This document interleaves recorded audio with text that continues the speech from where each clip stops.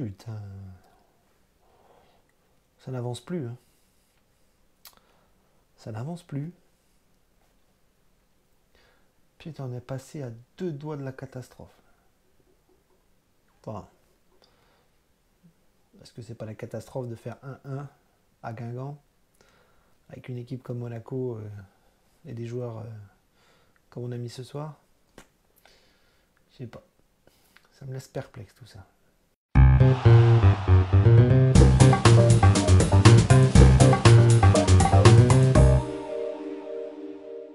Salut tout le monde, salut les Monégasques. Bienvenue pour un nouveau débrief. La 31e journée de Ligue 1. Ça avance, ça se termine. Et c'est pas plus mal. Parce que on va parler un petit peu de ce match ce soir qui pour moi a été, j'ose le mot, catastrophique. On sauve les meubles ce soir avec une égalisation à l'arraché. Mais vu le contenu, vu le résultat et vu le contexte actuel, c'est une catastrophe. Pour moi, c'est une catastrophe parce que je pouvais accepter l'accident contre Caen. Mais ce soir, on a quasiment fait la même chose. Et on s'en sort avec un petit point. Mais c'est trop insuffisant. Trop insuffisant. Ce soir, on était parti pour une défaite à la dernière seconde. On marque un but, mais on va voir que dans le contenu et dans la globalité, la totalité du match, on a été en dessous de tout pour moi. Et on va essayer de voir ensemble qu'est-ce qui s'est passé. Donc pour ce match, l'objectif était de balayer la défaite contre Caen, qui pour moi était un accident possible. Et ce soir, on devait gagner, on devait ramener 3 points largement face à Guingamp, face à une équipe en dessous de nous, face à une équipe qui est dernier du championnat quasiment, qui fait n'importe quoi sur le long de la saison, un petit peu comme Monaco, mais avec le renouveau de Monaco, on devait largement aller s'imposer là-bas. Et ça n'a pas été le cas. Ça n'a pas été le cas et on a frôlé la catastrophe comme je vous l'ai dit. Donc pour ce match, on avait un groupe qui était redevenu quasiment à la normale, avec des retours de suspension et même des retours de blessés avec Fabregas, qui était là. Donc on avait récupéré notre milieu de terrain, on avait une défense qui était revenue à la classique Jemerson, Glick, Sidibé, Ballo-Touré et Subasic derrière. Fabregas, Adrien Silva au milieu de terrain, Golovin, Lopez et Gelson devant, avec Vinicius en pointe pour pallier l'absence de Falcao qui manquait à l'appel. C'était le seul qui manquait à l'appel, le seul joueur important qui manquait ce soir. Et on va voir qu'il nous a bien manqué sur certaines occasions. Donc voilà, on avait tout pour faire un bon match et on avait tout pour gagner. Parce que l'équipe était bonne, le groupe était bon. Et on a vu qu'en première mi-temps, ça a été compliqué. Ça a été compliqué. On a tout raté. Hein. Défensivement, on n'était pas bon. Devant, on ne marquait pas les occasions. Au milieu de terrain, on faisait des conneries. Donc une première mi-temps catastrophique qui s'est soldée sur le score de 1-0 pour Guingamp, qui a marqué sur un but de la tête, sur un corner. Voilà, encore des phases sur lesquelles on est très mauvais.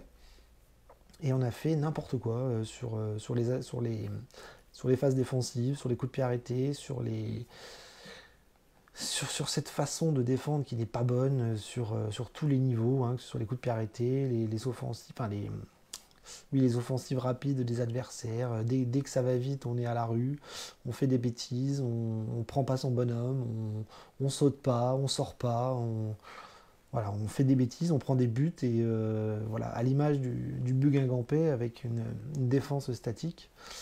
Et tout le match a été ça, c'est-à-dire que c'était des contre-attaques, des occasions monégasques foirées. Alors je ne les ai pas notées hein, parce qu'on arrive à la fin de la saison et je commence à être fatigué de débriefer des matchs comme ça. C'est épuisant, c'est fatigant et ça n'a plus aucun intérêt puisque de toute façon on est en train de reproduire les mêmes schémas.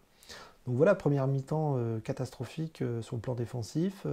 Sur le plan offensif, pareil, un nombre de maladresses incalculables, et au milieu de terrain qui n'y arrivait pas. Voilà, Fabregas, Adrien Silva, qui d'habitude sont beaucoup plus forts, n'arrivaient à rien. Donc en deuxième mi-temps, on s'est dit qu'on allait profiter de la fatigue des Guingampais qui avaient joué en milieu de semaine, je crois, contre Montpellier. Et on s'est dit que si on continuait comme le premier mi-temps, on ne marquerait pas beaucoup de buts. Par contre, si on se réveillait, on aurait pu les taper. Et on n'a pas réussi non plus. Hein. On a fait une deuxième mi-temps encore pire, je trouve. On s'est créé beaucoup d'occasions. On a eu le ballon, certes. Mais devant, on a fait n'importe quoi. N'importe quoi. Des centres à personne, des passes faciles ratées, des pertes de balles au milieu de terrain, des aspects défensifs encore bien fragiles. Voilà. Mais le pire, c'est ce manque d'efficacité offensive. Alors Vinicius a raté beaucoup ce soir, beaucoup. C'est pour ça que j'aimerais dire que Falcao nous a manqué, parce que sur la première mi-temps, je pense que le face-à-face Caillard-Vinicius, je pense que Falcao l'aurait mise. Vraiment. J'en suis persuadé, parce qu'elle était vraiment très très simple à mettre. Et manque de bol, Vinicius, qui manque d'expérience, qui manque de temps de jeu, c'est planté. Il a tiré sur le gardien, il a foiré, et on a loupé l'égalisation en première mi-temps. Mais en deuxième mi-temps, ça a été pareil. C'est-à-dire qu'on a eu des occasions, on a tout mis à côté, on a tout mis sur le gardien, on a des coups francs mal tirés, des fautes incalculables. Alors une deuxième mi-temps encore, je ne sais pas combien il y a eu de cartons jaunes ce soir, mais qu'est-ce qu'on prend comme carton? Qu'est-ce qu'on prend comme carton? On fait des fautes bêtes. Et je trouve que la réflexion que je me faisais en regardant ce match, c'est qu'on a vraiment des joueurs qui ne sont pas faits pour jouer le bas de tableau. Et on se fait piéger comme des cons, quoi. C'est-à-dire que vous avez Guingamp qui, eux, ont l'habitude de jouer ce genre de match. Ils se sont battus comme des chiens. Ils n'ont pas forcément été meilleurs que nous. Mais ils ont réussi à marquer. Ils ont réussi à ne pas prendre de but. Et en plus, voilà, ils se battent comme des chiens. Ils connaissent bien ce genre de combat. Et pas nous. Donc on fait n'importe quoi.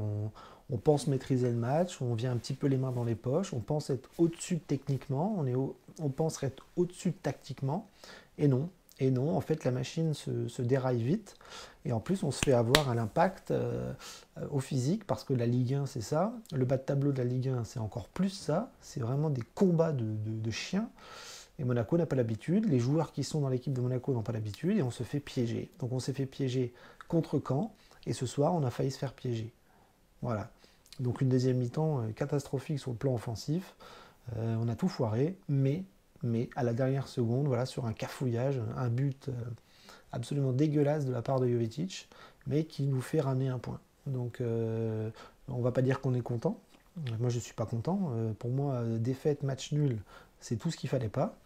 Il fallait 3 points. On a besoin de points. On va jouer des équipes difficiles là dans les semaines qui viennent. Alors peut-être que Monaco est peut-être plus à l'aise face à des équipes compliquées. On l'a vu contre Lyon, on l'a vu contre Lille, on a gagné. Et quand on joue contre les petites équipes, on n'y arrive pas. Donc en gros, ma théorie doit tenir. Monaco n'arrive pas à jouer les petits et est plus à l'aise contre les équipes un peu plus fortes. C'est peut-être le style de Jardim aussi qui est comme ça. Donc on va voir. Peut-être que contre Reims, on va peut-être gagner, ce qui serait très bien. Contre Paris, on va le mettre entre parenthèses parce que ce sont des matchs injouables. Pour moi, c'est des matchs injouables. Donc je ne compte pas sur le match contre Paris pour quoi que ce soit. Mais les matchs qui restera derrière, il faudra les gagner et arrêter de perdre des points bêtes face à des équipes soi-disant faciles parce qu'on n'y arrive pas. On n'y arrive pas et on enchaîne 2 matchs là complètement à côté de la plaque, complètement foirés. Et c'est pas bien. C'est pas bien parce qu'on n'est pas sauvé, on n'est pas maintenu. Derrière, ça remonte et on se fait peur. On se fait peur alors qu'on ne devrait pas se mettre dans ce genre de situation avec la nouvelle équipe, avec les joueurs qu'on a et les talents qui sont à Monaco actuellement. Voilà. Donc pas plus de développement dans le match puisque pour moi ça a été catastrophique et qu'on ramène un point bien chanceux. Bref, quoi d'autre? On va pas faire de coup de cœur et de coup de gueule, puisque le coup de gueule il est général par rapport à l'analyse que je viens de faire. 3 trop de maladresse, hein, trop de choses foirées. J'ai de mémoire des passes à 5 mètres ratées, des passes qui vont en touche, Sidibé qui fait n'importe quoi, Adrien Silva qui parfois se prend les pieds dans le tapis et donne la balle à l'adversaire. Gelson Martins, on ne le voit plus en ce moment, on le voit plus. Vinicius qui n'arrive pas à mettre des ballons faciles. Voilà, Glick et Jemerson qui font des fautes encore bien bêtes parfois. Et puis voilà, Fabregas qui avait du mal à se remettre dedans. Ronny Lopez, on ne le voit plus non plus. Alors Gelson et Ronny en ce moment, c'est la cata. C'est la cata, ils sont pas bons. Ils sont pas bons.